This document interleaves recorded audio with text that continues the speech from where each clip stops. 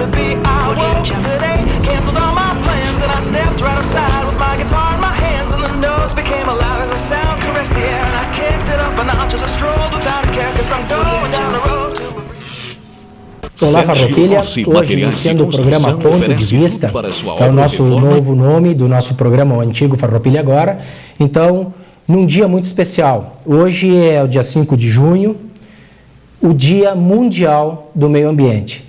Então, fizemos uma programação especial, temos dois convidados, a Deise Cristina Estela e o Rafael Cripa, que são meus convidados de hoje, que falarão a respeito, então, do meio ambiente. A Deise é educadora ambiental e o Rafael é biólogo. Então, logo já farei a apresentação devida deles, mas antes de fazer isso, eu gostaria de passar para vocês a importância e a relevância desse dia. Tá? Esse dia ele foi constituído, o Dia Mundial do Meio Ambiente, numa Assembleia Geral da ONU, na abertura da Conferência de Estocolmo, no ano de 1972. Então, desde lá, o dia 5 de junho é o Dia Mundial do Meio Ambiente. Apesar de que nós concordamos que o Dia do Meio Ambiente são todos os dias. Tá? Hoje, então, é dia de reverenciá-lo. Porém, o dia de exercício do meio ambiente são todos os dias. Então, nessa época, então, nesse momento dessa Assembleia Geral da ONU, foi a primeira discussão oficial sobre a questão meioambiental, que antecedeu e originou a Rio 92 e a Rio +20, ambas reuniões meioambientais de caráter mundial que foram organizadas aqui no Brasil, na cidade do Rio de Janeiro. Tá? Então, pessoal, sejam bem-vindos a assistir o nosso programa. Com certeza, esse programa levará a vocês um esclarecimento um pouco mais aprofundado das questões de importância vital que são as questões ambientais. Com vocês, então, Deise Cristina Estela. Boa noite.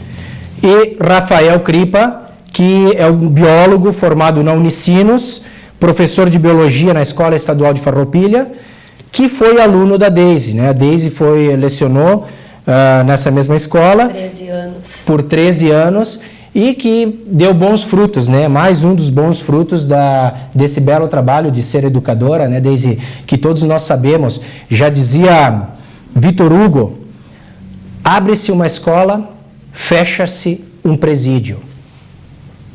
Importante, pessoal. Abre-se uma escola, fecha-se um presídio. Estamos precisando de escolas, estamos precisando de professores, estamos precisando de remuneração adequada para essas pessoas.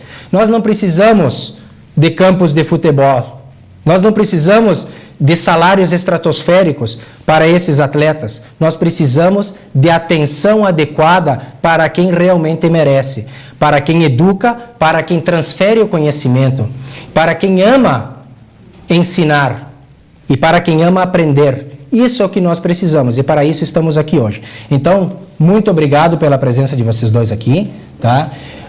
Antes de vocês falarem, eu vou largar um vídeo para o pessoal assistir, que é um vídeo de conscientização, um vídeo que está disponível no YouTube, tá? Mas é um vídeo muito interessante e muito adequado para esse dia de hoje.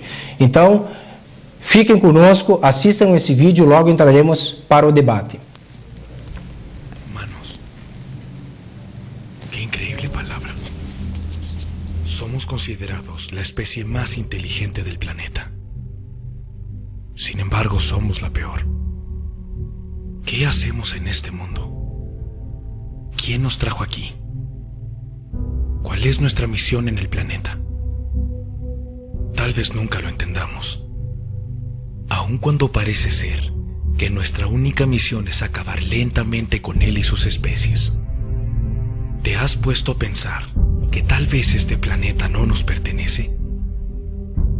Aún así su cuidado está en nuestras manos.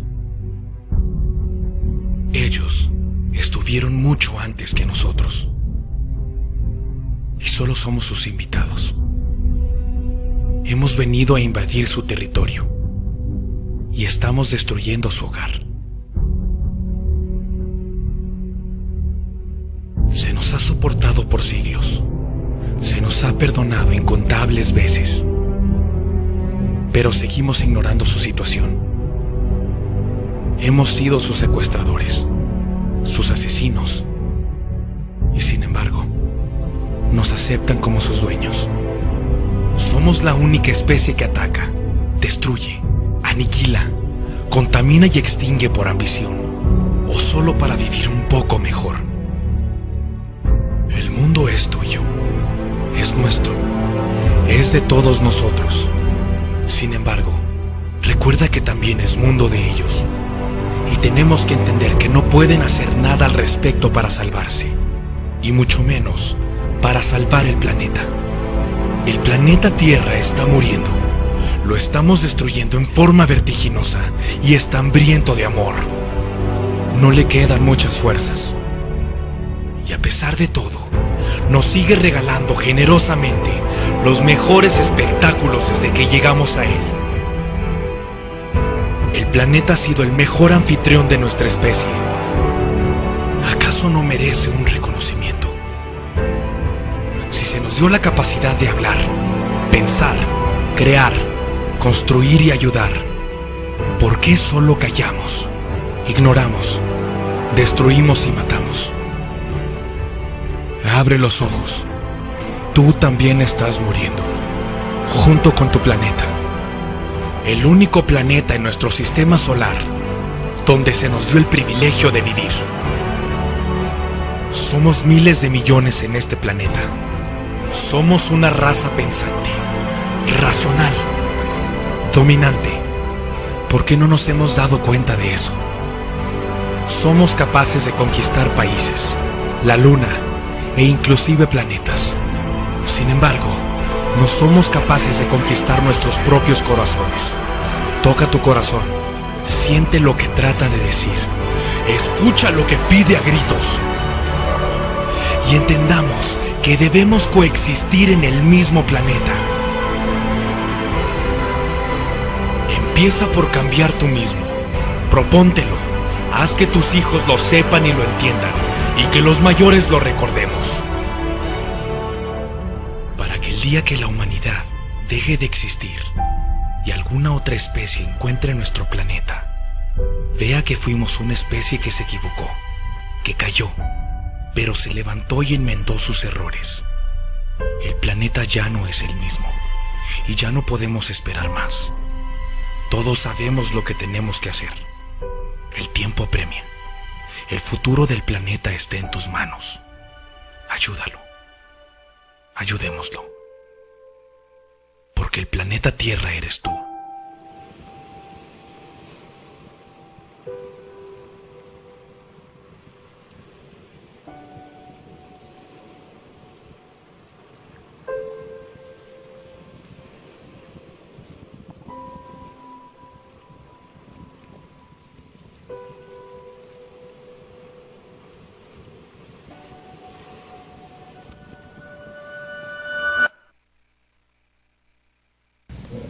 Bem, pessoal, então o vídeo que acabamos de ver é um vídeo que nos mostra imagens fortes, porém imagens verdadeiras.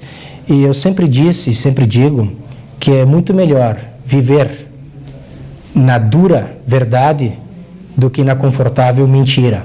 E já é a hora para nós despertarmos e começarmos a prestar atenção no que estamos fazendo.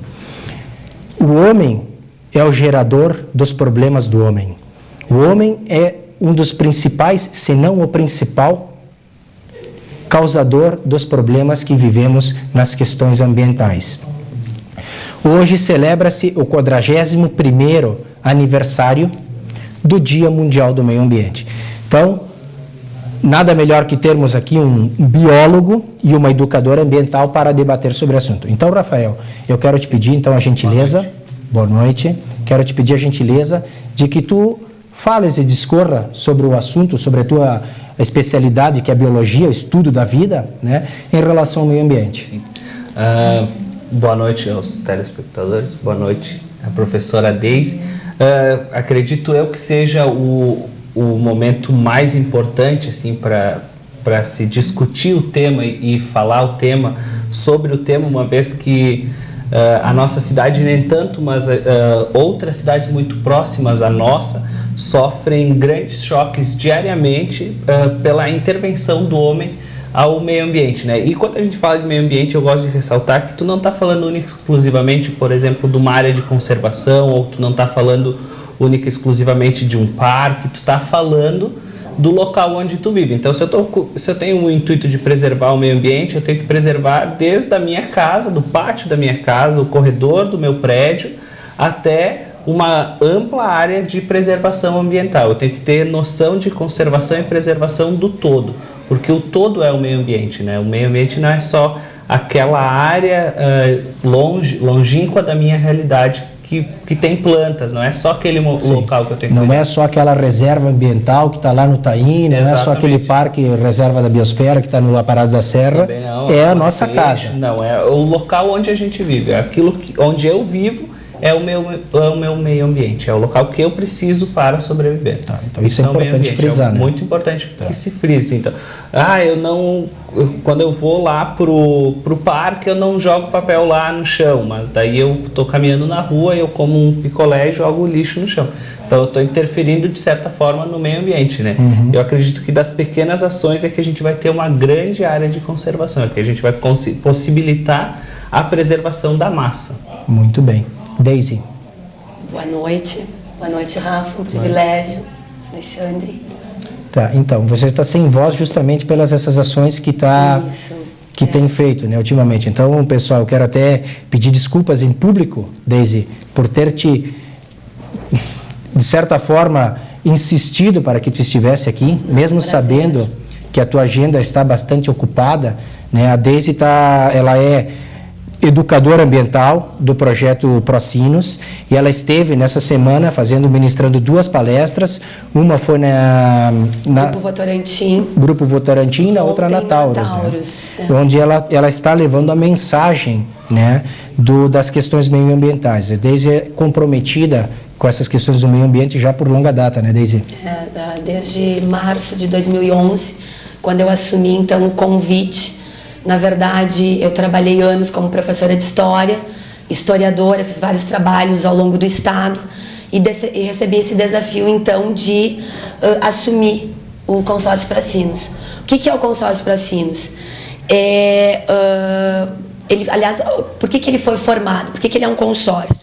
Em outubro de 2006, a Bacia dos Sinos, o Rio dos Sinos, amanheceu com mais de 86 toneladas de peixes mortos por conta de uma empresa que de noite lançou os seus resíduos químicos e fez com que essa tragédia, essa mortandade, esse genocídio de peixes, então, acho que tu fazia Unicinos na época, né?